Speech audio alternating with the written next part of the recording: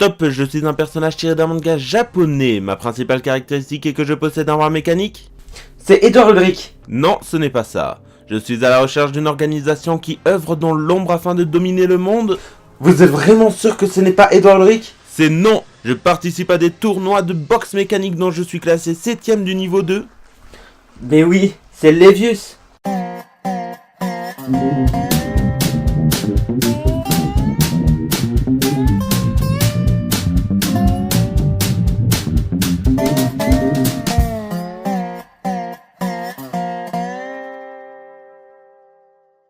Salut à tous, bienvenue dans cette nouvelle vidéo présentation manga. Aujourd'hui on va parler d'un seinen qui est tout simplement un chef-d'œuvre. Et ce chef-d'œuvre nous est signé Haruhisa Nakata et il s'agit du manga Levius. Levius est un manga terminé en 3 tomes sorti au Japon en 2012 chez les éditions Shonagugan et qui arrive en France en 2015 chez Kana. Et oui, je sais que Levius n'est pas vraiment terminé, puisqu'en 2015 au Japon et en 2017 en France est arrivée la série Levius Est, qui est en fait la suite, la seconde partie de la licence. Et vraiment voilà, on peut lire les deux séparément sans avoir de problème. C'est pour ça que moi je considère que Levius est terminé, mais que ça a repris sous le nom de Levius Est. Au 19e siècle de la nouvelle ère, après une guerre dévastatrice qui a tué son père et plongé sa mère dans le coma, le jeune Levius Rowell vit avec son oncle Zack. Dans la capitale, un nouvel art martial fait fureur. Il s'agit de la boxe mécanique. Des lutteurs équipés de membres mécaniques qui s'affrontent violemment dans une arène. Levius va y révéler d'étonnantes prédispositions. S'annonce alors un combat au sommet qui pourrait bien avoir des répercussions sur l'avenir de la civilisation. Et du coup, pour donner un avis général sur la série, j'ai vraiment adoré Levius. Les personnages, l'histoire, l'univers, tout est très très bon. Et du coup, pour parler précisément de l'univers, il est excellent, mais surtout trop grand. Et en plus d'être très grand, il y a énormément de lieux et de villes dans ce monde.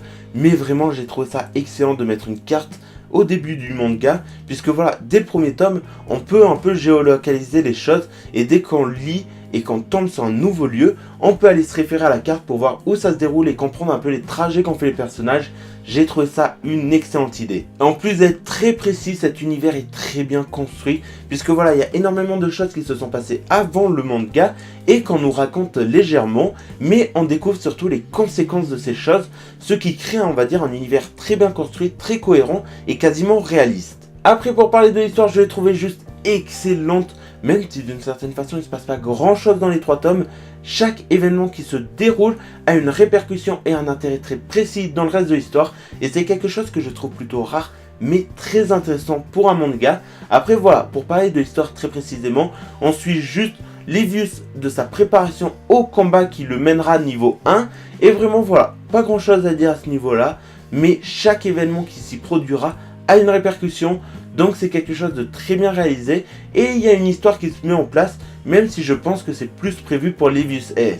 Après, pour parler des personnages, je vais juste parler de Levius, car je pourrais parler de Haji qui a une histoire juste de malade, de Zack qui a un super pouvoir on peut dire, mais voilà, je préfère vous parler que du personnage principal, car sinon ça va prendre trop longtemps. Et du coup, pour parler de Levius, ce personnage est juste mystérieux. On a découvert son passé et comment il a perdu son bras notamment, et on sait qu'il fait de la boxe mécanique, mais sinon on sait quasiment rien de lui. En tout cas, on sait rien grâce à lui, puisqu'il parle rarement, et voilà, c'est quelque chose de très rare. On n'a pas des grands monologues de Levius, et ça c'est quelque chose que je trouve plutôt intéressant pour un personnage, de faire un personnage mystérieux et de le faire pas du tout parler, car on va dire tout ce qu'on va découvrir sur lui, c'est grâce à son oncle Zack, et vraiment c'est quelque chose que je trouve très bien, car ça crée un lien vraiment important entre les deux personnages, et vraiment voilà, ça m'a fait vraiment kiffer ce personnage.